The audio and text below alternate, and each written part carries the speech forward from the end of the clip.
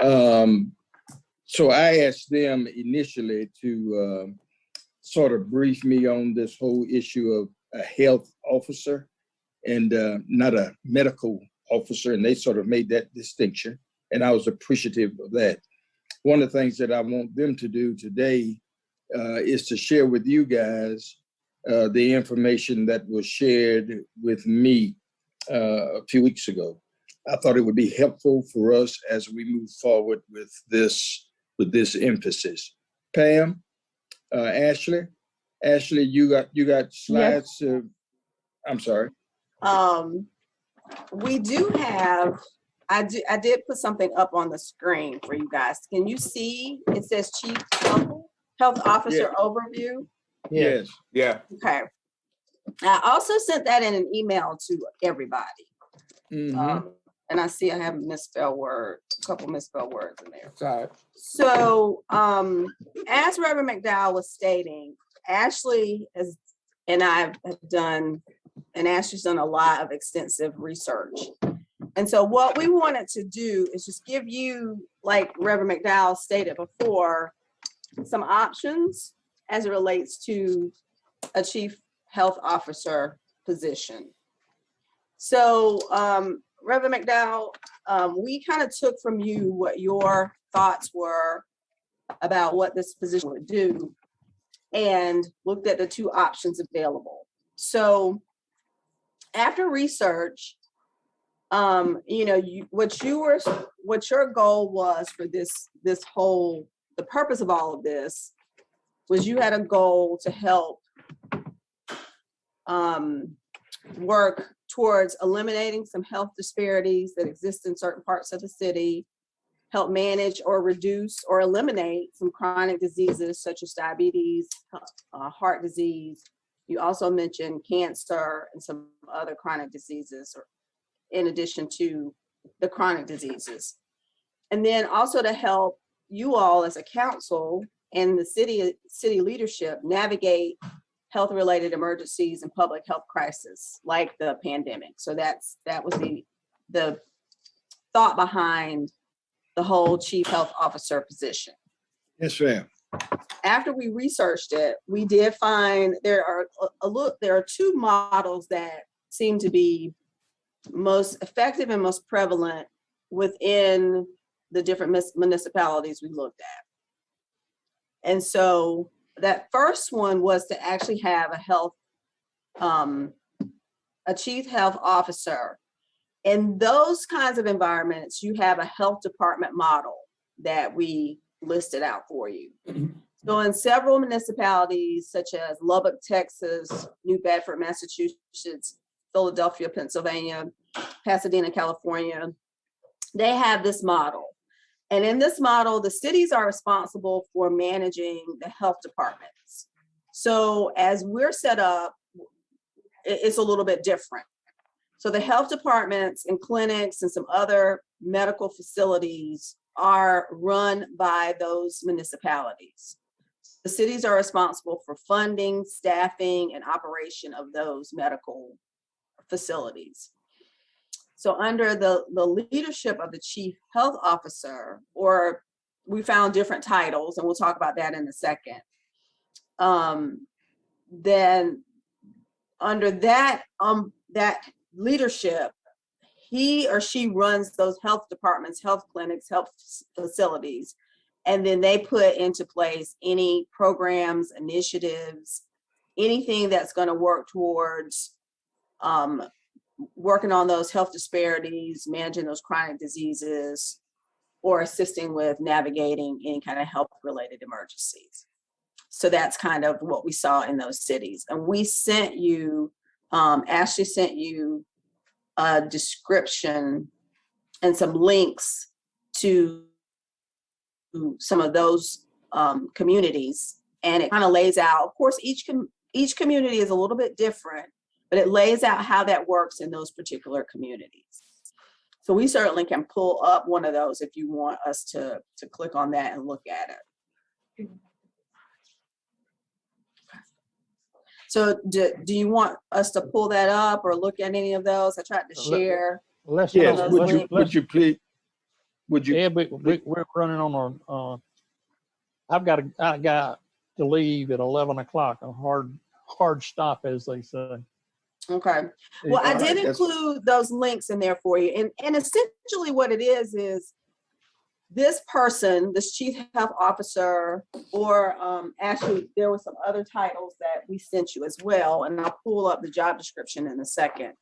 But essentially that chief health officer is someone who runs their health departments.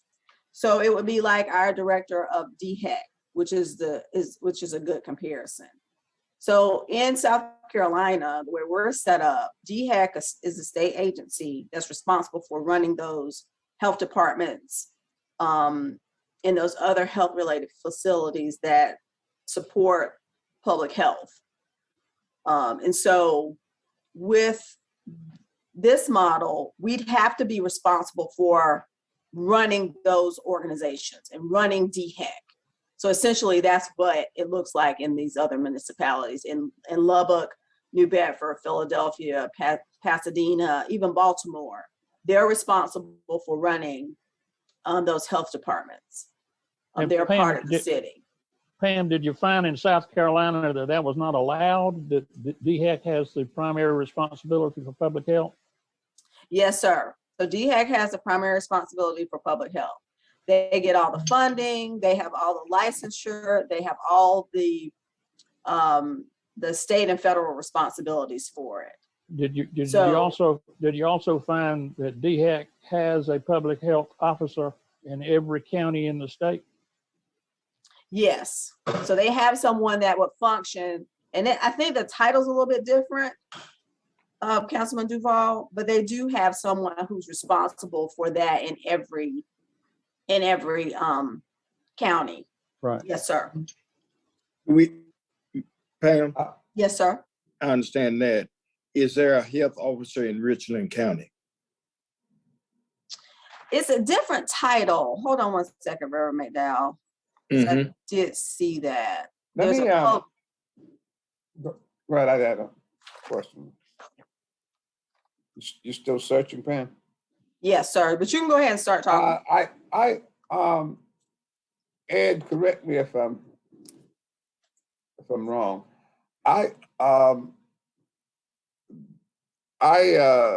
did not think that we were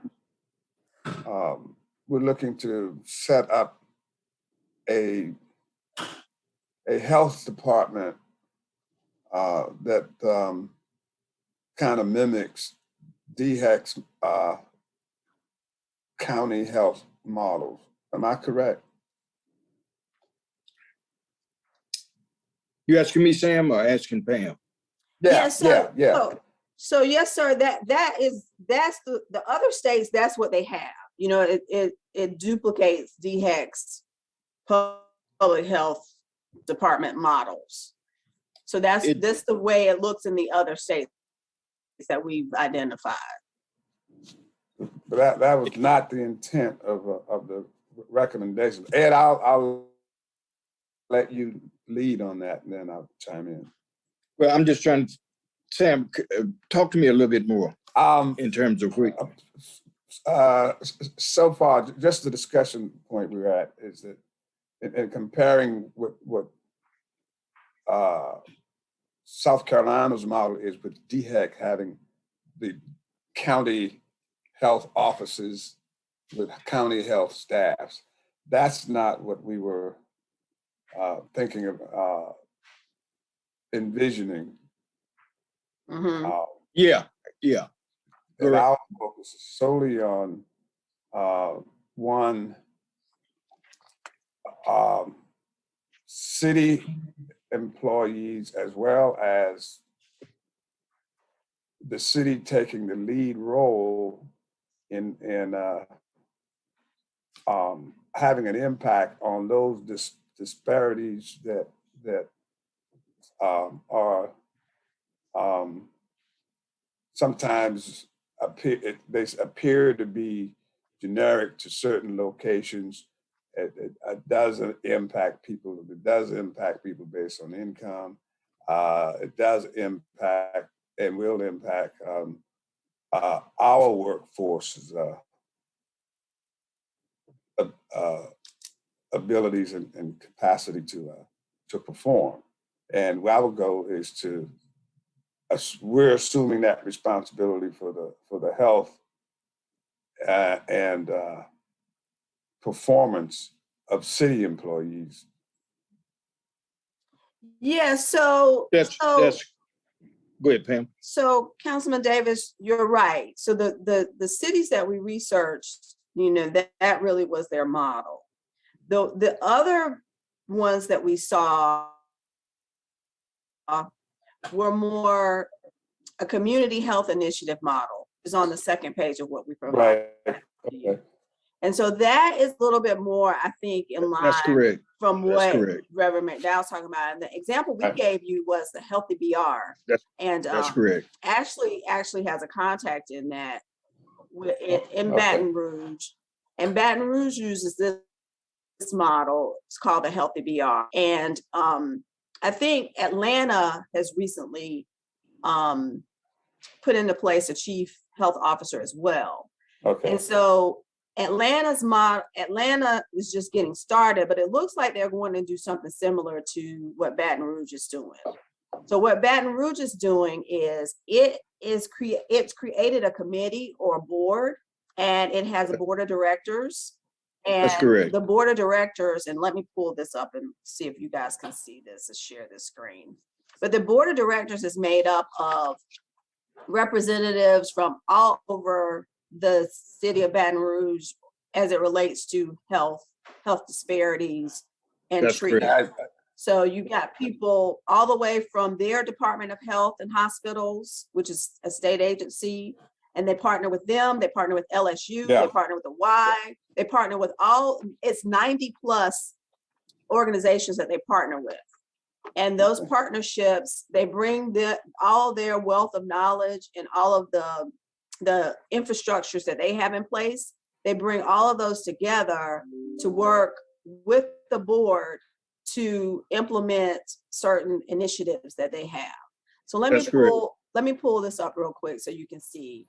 Yeah, I didn't Pam, digest all Pam, that. if you would pull up the Healthy City Initiative, if that's what you're talking about. Yes, sir. Pam, That's what I'm talking about.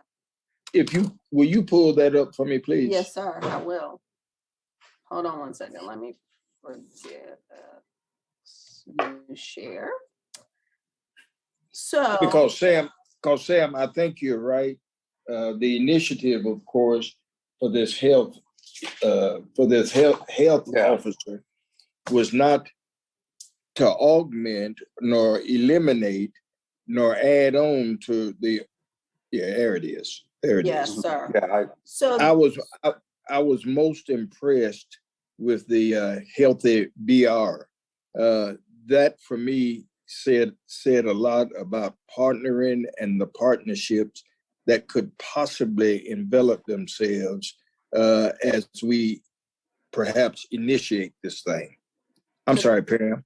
can you still see my screen? Yes, ma'am. Okay. So this is their open page, and they talk about be active, be nourished, be smart, be well, be involved. And so they've kind of broken it down into some incentives, into some areas that they really initiatives that they really want to focus on. So let me show you their. Most importantly for me is that the community health initiative is something that is legal in South Carolina and could be very easily implemented by the city with minimum cost. And I would suggest that Councilman McDowell would be a great chair for this new committee and could put together a focused committee that would pick out the areas of disease or food desert or whatever that is most needed to be tackled in city of Columbia. And of course, tap into those partners who helped with that. Is that That's right? right. Yeah, well, you got Mayor Benjamin, short-term mayor, fixing to go out of office, but he is going to be a lobbyist for Prisma, and Prisma's got all sorts of resources, and I'm sure he will be glad to work with his former colleagues and getting us the expertise on this committee to tackle these issues. So Well, can y'all see the board of directors? Yeah, would you What do show y'all that, see? Pam? Would you Okay. show that? Yeah. And this is just a few of those partners. And that's with the mayor leading that effort. I'm not sure whether or not we want to tack on that responsibility to the mayor. It may be, again, one of us doing that. The interesting thing is that they enlisted partners from all sorts of places with some real good ideas about how do we get at the disparities that are out there. If you Yes, see it. sir. And can you see me? Does it show me scrolling down to their Yeah. board? Yes, ma'am. Yes, Okay. ma'am. Okay. And then let me show you some of their partnerships. Can you guys see this? Yes. So active partners, they're every American Cancer Society, American Heart Association, the Chamber, the Dietetic Association, Mhm. Blue Cross Blue Oh. Shield of Louisiana Foundation. They've got hospitals, health centers, I mean, Girls it's a whole. Run, all of these Yeah. things, LSU, March of Dimes, they got all these partners and they're in tiers. They're either an active partner or supporting partner.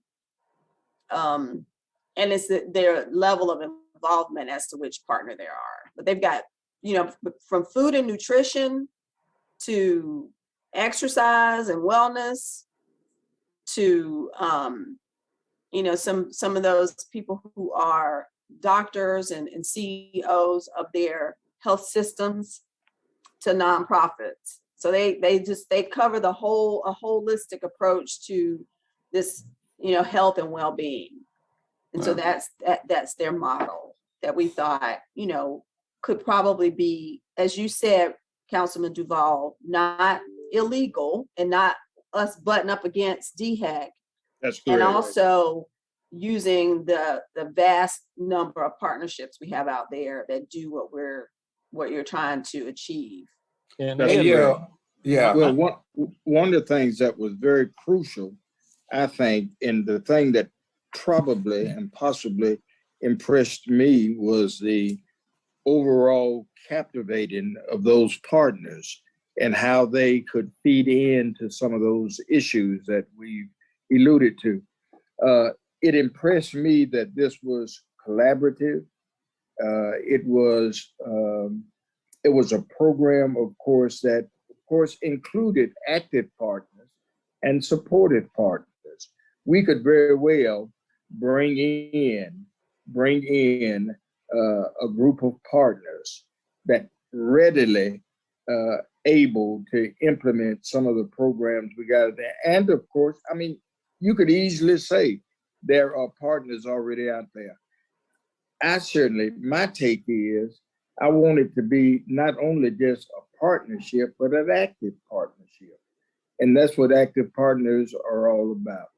So it impresses me. I mean, we need to do some more talking about it, but of course, it certainly gives us some real options. Ed, my suggestion would be to study this model and to fit it to the city of Columbia. Because you look at those 90 active partners that they have in Baton Rouge, we might want to have 10 active partners that are focused on the problems that you and Sam identify for District 1, District 2, and some real focused efforts on particular diseases. You've talked about diabetes, you've talked about that. And then too, we've got some committees already working with the City of Columbia, the Food Policy Committee being one. Yes.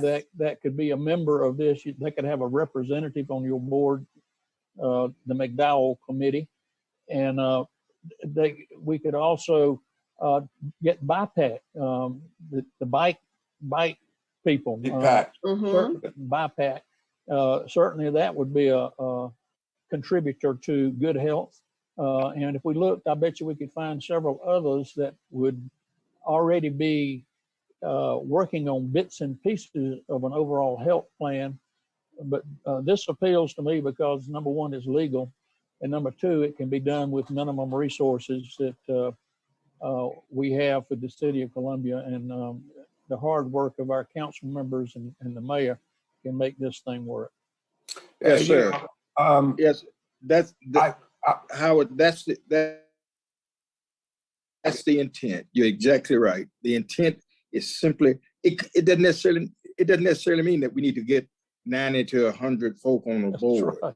It means that we bring in the players to not only talk about it, but to do something about it.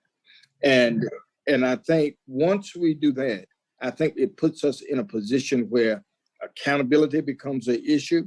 The whole issue of making sure that health disparities within our city, and particularly within these, I want to say that these two districts, District 1 and 2, because that's where most of those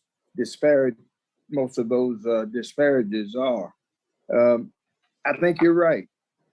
We could very well do that. And I did not want to get into any more detail when we initiated this, because we knew that Pam and Ashley had done some extensive work in, of course, possibly configuring this and make it doable and applicable for Columbia. And that's the main thing, making it doable and applicable for Columbia. Sam, I'm sorry. No, that's we're on the same wavelength. And one of the things that I see as a definite outcome and of the city is that we will be supporting a healthy, health-oriented workforce, and I think that's important. And at the end of the day, this becomes, or it could become for our workforce another benefit. You know, there's definite benefits in there for that. But all for me, it's I think it would kind of ease, ease the depressive feeling I have with, and what I see as I drive through the city with people who definitely have some health challenges, and it's not. I kind of wonder sometimes why, or why aren't they participating in certain health initiatives that could, enhance their ability to move around their neighborhood, move around the city, and at the same time, sometimes it's the health challenges and issues that prevent people from active employment. You know, Mm-hmm. so we need to think about that. And well, a number of people are already, I think, through conversations, hold the city accountable for certain things that ought to be happening. And so I think, the responsibility that they lay on us, then we're taking that step and that footstep forward to make sure that everybody matters and everybody counts, and doing sure that the health of a city is not always the visual things you see; it's the people in it, and how they are able to continue. Yes, sir. Would you like to put together a little bit larger committee than the administrative committee Of course, was of course the overview that Pam and Ashley has given us. Plus, our next steps, of course, is to invite other persons who might help us in this process. So yes, I agree with that. I think it's doable. Whether we invite doctors or nurses or whomever else, I don't want to make this so large that we talk more and not get anything done. So if we could very well invite other persons in, invitation only, and making sure that they are either on Zoom or in person in Busby Center or in City Hall. In City Hall. Yes, Howard, that is the thing that I had on my agenda for our next step. Yes, sir. I think that's very good, and we can report back to the council this afternoon that we are moving forward to putting together a comprehensive committee that will work on this. I shall. So, Okay. Councilman, would you like for Ashley and myself to draft a proposed list that you all could look at? Because if we could do some comparisons of what looks similar out in those in the Healthy BR and say they have someone who's the CEO of one of their hospitals. Yeah. So that's somebody that you may want. And they have someone who from the LSU want us to kind of draft a start at a list. Yes, ma'am. I would suggest you go for the worker bees rather than the king, queen bees. You're going to get a lot more work done if you don't go for the Sure. But what we can do is we can try to do a list of a comprehensive list, because I do think that there may be some interest in people be on your committee, maybe at a higher level. Yeah. And so maybe if you have a mix, that might be helpful. Well, I think you're right. There needs to be a genuine, authentic list, in addition to perhaps CEOs and persons in those districts that are really in critical and know some of that information and can provide some of that information.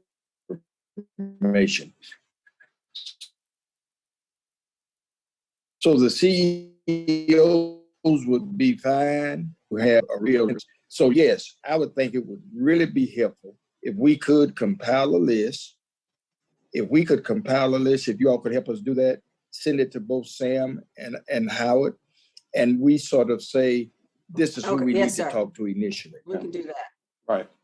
What you think? I think that's the proper way to go. I'm glad we reached this compromise. Yeah, I think I like that. It also gives you the opportunity to really, you get the worker bees, but I think too you end up with some folks who have some community and neighborhood experiences and can relate, and they see, whether y'all like it or not, we are held accountable for a whole lot that doesn't really come under our purview.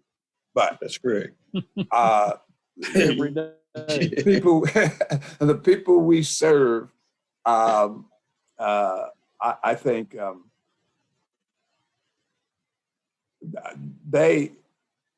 they hold us accountable anyway, but it's an opportunity for us to truly make them partners. That's correct. And I think Sam, I think you're absolutely right, Sam. Yeah. That's the avenue. We don't want to make it CEO exclusive. No. Sure. But we do want to invite those persons. I've partnered with MUSC Health here in Columbia, Terry Gunn. And of course, they are waiting and willing to do whatever we need them to do. But I think we got an Aunt Jane and an Uncle Henry out there who has those kinds of concerns. And particularly when we look at categorizing the city, we look at 1 and 2 as having those high spots.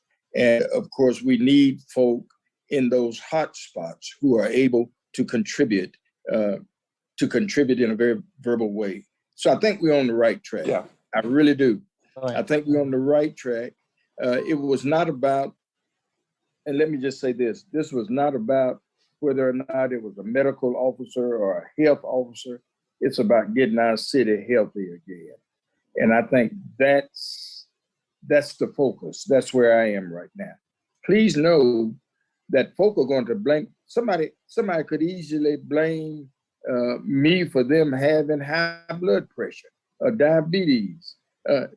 What we want to do is to make sure that the resources and all that is necessary is out there for us to move in a direction where this city is healthy. If this city is healthy, you got a safe city. And a safe city sort of represents, and I got to say it, a saved city. So, Yeah, but so please. yeah, also, there's a perception too that about I think your city from visitors or people who may be contemplating moving there for employment purposes, or companies wanting to locate, and they look at those things too. So look at the numbers, look at the health of the city, the condition of the city, and I think we have a responsibility to play a role in that. I took some fruits and some tea to one of my constituents yesterday because she was just talking with her on the phone. She didn't sound too upbeat, because she has, I think, good health insurance and all that. But that's somebody that functions in a leadership role in her neighborhood, but she can't get out. She's recovering from surgery. So that's somebody to come back into the fold as they heal and continue to contribute to the quality of life of that neighborhood, Well, I think we got a running start. Okay. I really do. I really think we got a running start. Howard has a hard stop at 11 o'clock. I said initially, if we could get through in 45 minutes to an hour, that would give us enough time to doing a good job to do what we need to do at 2 o'clock. So look, I think to summarize what we've done and what we say we're going to do, I think we are leaning more to the whole idea of a healthy city, modeling this thing sort of similarly to Louisiana, providing the kind of nurture and care for our persons here in the city, and sort of modeling this thing so that it fits Columbia and not somewhere else. Does that make any sense? Yeah. Exactly. And then Pam and Ashley will help us put together a list of those particular persons. We will then, and we want to make it inclusive so that everybody is involved, but we don't want 100 people on a Zoom call. We need the players right now to sort of help us think through this thing, making sure that we are doing the right thing. So if you could help us do that, including Uncle Jimmy and Aunt Polly, let's make sure that we can get that list and of course, have some conversation. And of course, it's going to be necessary for us to meet again. Okay, Ed, and make sure we get Leroy on. Yeah, we've gone from the sublime to the ridiculous now. Look, Pam, let's make sure we report that today at council doing Yeah. other committees report is that this committee met today, and we have in place, now I shouldn't say in place, but we are working through how this city becomes healthy. That's good. Is that all Okay. right? Yeah. Now, one last thing. Are you all ready to set another meeting, or you want to wait until Pam and Ashley sort of compile that list? Let's get them get the list, and they can Yeah. send out some proposed dates. All right, Yeah. that'd be fine. That'd be Good. fine. Look, I am very appreciative for you guys and for you all coming. Our staff has been very, very due diligent in getting this information to us and disseminating it to us. Again, I want to say this, and I want to say this unequivocally. This is not about a health officer or a medical officer. It's about healthy living in our city. So if we could sort of embrace that notion, I think we can become 90% of the way making this thing happen. Right. So, Ms. Okay. Wilson, Pam, Ashley, thank you all so much for being with us this morning. And let's get ready for the horse race. Okay. At 2 o'clock. All right. Yes, sir. Thank Yes, y'all. sir. Thank all Thank of you. Thank you, Reverend McDowell, Mr. Davis. Thank you, Ms. and all. Sam. Thank you, Ashley. Ashley did Yes, most sir. of the hard work, so thank you so much, Yes. Ashley. Yeah, Thank you. that's very good information for first hit. Well, it's a great project too for our soon-to-be Masters in Public Administration candidate. which is candidate now, so, Oh, Well, I think you're right. been working with her, and I think this is great information for our city, yeah, for sure. okay, good. Thank And y'all that's- so much. Thank you, Ms. Wilson. And look, it is very, very important that we continue this, that this not be, this is something we don't want to fall between the cracks. So Right. thank you all again, ladies. Thank you all, Sam. Howard had to go. We'll see you guys at 2 o'clock. See you Right. later. Yes, sir. Bye. Bye-bye. Yes, ma'am. Thank you now. Thank y'all.